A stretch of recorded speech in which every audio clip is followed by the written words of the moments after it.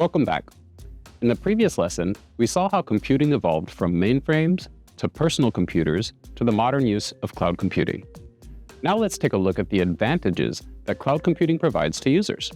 There are 5: on-demand service, broad accessibility, resource pooling, rapid elasticity, and measured service. On-demand self-service means that you can purchase different types and quantities of services according to your needs. By services here, we mean things like storage, computing power, and even applications.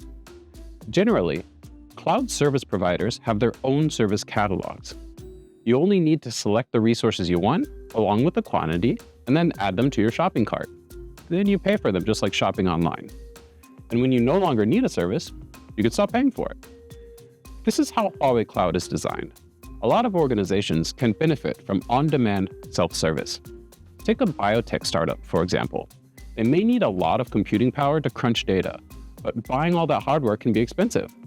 Cloud offers it at a pretty reasonable price. Now for the second advantage. Broad accessibility means that you can access cloud services wherever, whenever. You can switch from one device to another, say your smartphone or your laptop, whatever, to access your emails, photos, or personal files. The only thing you need is network access. It can be fiber optic, Wi-Fi, or cellular. This is something that we take for granted today.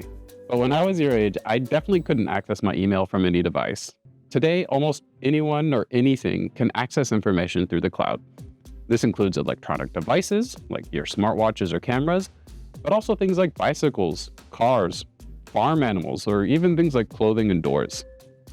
In complex systems, like airports, for example, connecting everything in a facility makes operations management a lot simpler.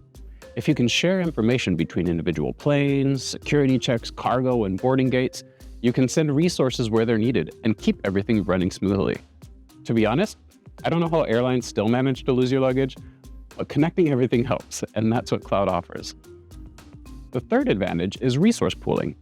Basically, this means that it's cheaper and more efficient to share IT infrastructure, as opposed to every person and every company having to buy their own. With resource pooling, computing power, storage, and network resources are consolidated and shared. Think of a cafeteria. It's less costly and more resource efficient to have a soda fountain than to offer each person their own drinks in a can or bottle. Well, it's basically the same with computing power. If you share, there's no need to install data servers in every organization, or for homes to buy expensive computers with lots of storage. Just like the soda fountain example, where one dispenser serves a lot of people, resources can be shared through the cloud. The fourth benefit of cloud is rapid elasticity, or scaling.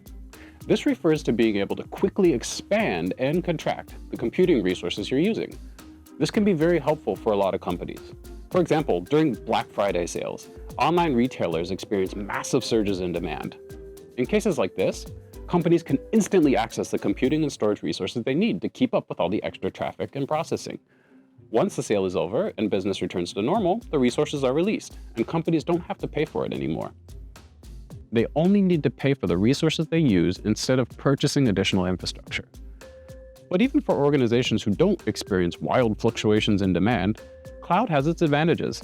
If an organization invests in their own in-house computing resources, it takes a long time to purchase it, to set it up, to test it, and to maintain it. But with cloud, it can take just a few seconds, and everything is handled for you. The last benefit is measured services. Cloud services can be precisely measured based on usage time, resource type, and traffic. Customers have a clear view of the services they've bought. They can analyze the resources they're using and adjust according to actual need. From a finance standpoint, this is super important. Basically, you'll need to pay for the services you actually need. So these are the 5 advantages of cloud. In the next lesson, we'll look at key concepts and definitions.